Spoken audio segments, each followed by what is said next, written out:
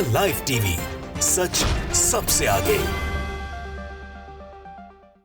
फिलिस्तीन और इजराइल के युद्ध को तो हम सब देख रहे हैं किस तरह से चल रहा है। 5 महीने हो जाएंगे। एक पूरे के पूरे गाजा पट्टी को तबाह और बर्बाद जिस तरह से इजराइल ने किया है, और उसके ऊपर दुनिया की खामोशी कई सारे सवाल खड़े करती है। कई सारे सवाल भी खड़े करती है और ये बताती है कि कैसे एक देश को यूएस के साथ की वजह से दूसरे देश को बर्बाद करने के लिए और नरसंहार वहाँ करने की अनुमति दी जाती है और सब तमाशा देखते हैं। लेकिन कल जो हुआ है वो एक हैरान कर देने वाला मामला है। हैरान कर देने वाला मामला ऐसा है कि पहली बार पूरी फ़िलिस्तीन पूरे इजराइल की जो सेना का एक बड़ा वर्ग है वो एक व्यक्ति को ख़त्म करने के लिए अपनी पूरी ताकत झोंकने को मजबूर हो गया। एक शख्स जो है रामल्ला से, जो वेस्टर्न बेल्ट है फ़लस्तीन का, वहाँ से निकला सुहूर करके, सहरी करके, रोज़ा रख के, और सिर्फ ये कि किसी भी तरह उसको खदेड़ना है। इजराइल के जो सेना के लोग बच्चों को मारने का कृत्य कर रहे हैं, आम नागरिकों को मारने का कृत्य कर रहे हैं, वो निकला वहाँ से। और फिर उसने एक जगह पे रामल्ला में ही एक कार जो थी, जो इजरायली आतंकियों से भरी हुई थी, उसके ऊपर हमला बोला, जिसमें कई सारे 4 के आसपास जो इजरायली सेना के लोग थे जिन्होंने बच्चों को मारने का कृत्य किया, तमाम चीज़ें की, वो उसमें बहुत ज़्यादा ज़ख्मी भी हो गए। और ये हालत हुई कि पूरे के पूरे कि वो इनसे लड़ता रहा इजरायली सैनिकों से 4 घंटे तक। और ये था, कभी वो छुपता था फिर वापस बाहर आता था, और ऐसे में साफ तौर के ऊपर पूरे के पूरे जो इजरायली सेना के आतंकी थे उनको कहीं ना कहीं ये शक हुआ कि ये एक अकेला नहीं है, ये बहुत सारे लोग हैं।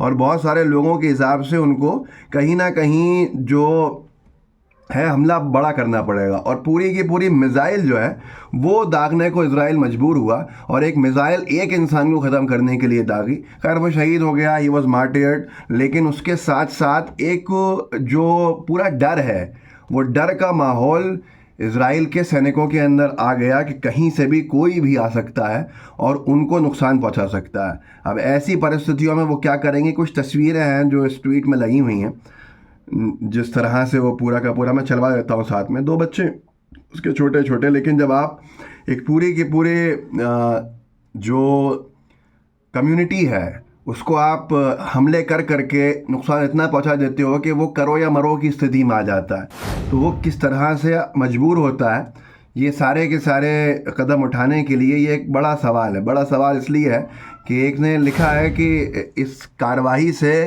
कब्ज़े वाले ज़ायनिस्ट राज्य में डर पैदा हो गया कि कोई भी फ़िलिस्तीनी किसी भी समय किसी भी स्थान पर हमला कर सकता। तो ये एक व्यक्ति ने तथाकथित फ़िलिस्तीनी राष्ट्रपति महमूद अब्बास की सुरक्षा बलों से सेवानिवृत्त हुआ था। और इस तरह से ये पूरा का पूरा जो एपिसोड कल अनफोल्ड हुआ, उसने बहुत सारी चीज़ें खोल दी। जबकि आप जानते हैं कि इजराइल ने जो नुकसान पहुंचाया है फ़िलिस्तीन में, शायद वो मानवता में कभी इतना बड़ा नुकसान नहीं हुआ होगा।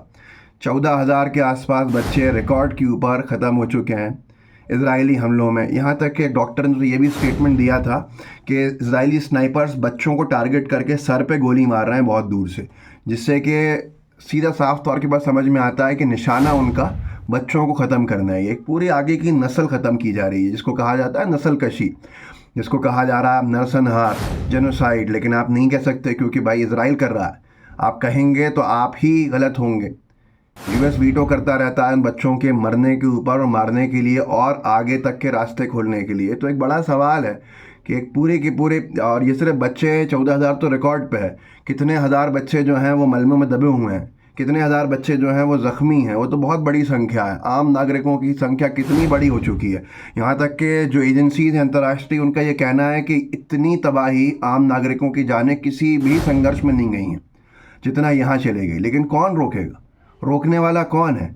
ये समझ लीजिए कि आज तक युद्ध विराम की बात ही नहीं हो पाई है। युद्ध विराम जो है वो बिल्कुल ना की तरह है, और युद्ध विराम नहीं होने के कारण आज जिस तरह से नुकसान मानवता का हो रहा है वो भी आप सब हम देख रहे हैं कि आज वहाँ पर जो रेजिस्टेंस है वो आम नागरिकों के अंदर कितने हद तक पहुँच गया है। आप इन्हें आतंकवादी कहने लगेंगे आगे हो सकता है, लेकिन आप जो जड़ है उसके ऊपर नहीं जाओगे। रूट कॉज क्या है, किस लिए मजबूर हो रहा है वहाँ के आम नागरिक, ये बड़ा विषय है, बड़ा सवाल है। क्योंकि ये तो अहिंसा के रास्ते भी नहीं चल सकते। गांधी जी का जो बताया हुआ रास्ता है, जिस तरह से हम लोग जिसको मानते हैं भारत में, भाई अगर अहिंसा के रास्ते भी चल रहे हैं, जिनके पास निहत्थे हथियार नहीं है, तब भी इन पर बॉम्बार्डमेंट किया जा रहा है, गोलियां मारी जा रही हैं। खाना लेने जाते हैं, जो ब्लॉकेड है उसमें गोलियां चला दी गई हैं। फूड पैकेट्स ऊपर से आ रहे हैं या बॉम्ब्स आ रहे हैं, यही नहीं पता है वहाँ के बच्चों को। ये इतने भयावह हालात हैं, लेकिन सब खामोश हैं, क्योंकि आज बहुत बड़ा वर्ग को ये समझा दिया गया है कि भाई अगर तुम्हारे धर्म से, तुम्हारे समुदाय से नहीं है ये पीड़ित, तो तुम्हें क्या करना आवाज़ उठाने की। ये कोई भी हो, हिंदू हो, मुसलमान हो, सिख हो, ईसाई हो, ये बड़ा सवाल होता है कि आप अगर धर्म देख के, मज़हब देख के आवाज़ उठाते हैं, चाहे वो कोई भी हो, मैं कह रहा हूँ सबके साथ अगर ये केस है, तो ये बड़ा दुर्भाग्यपूर्ण है।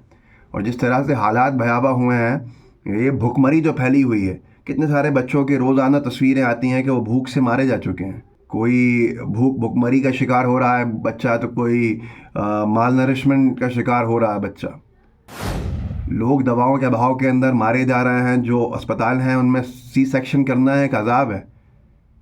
अगर बच्चे की जो महिला उसकी डिलीवरी अगर वो ऑपरेशन के थ्रू है, तो बिना एनेस्थीसिया के देना मजबूरी हो गया। बिना एनेस्थीसिया के जिस्म को काटना, आप खुद सोचिए कितना गंभीर हालात हैं, और सब खामोश हैं।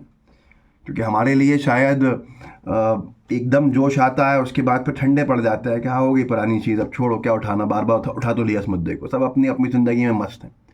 तो ये बड़ा सवाल है कि आखिर कौन कितने हद तक अब पीड़ित होगा और कहाँ तक ये खेल चलेगा मारने काटने का। ये बड़ा विषय है। इस वीडियो को आगे बढ़ाइएगा, लोगों को आप जागरूक कर सकते हैं। व्हाट्सएप ग्रुप्स हैं आपके, सोशल मीडिया पर अपने प्लेटफॉर्म्स हैं, कम से कम उनका इस्तेमाल कीजिए।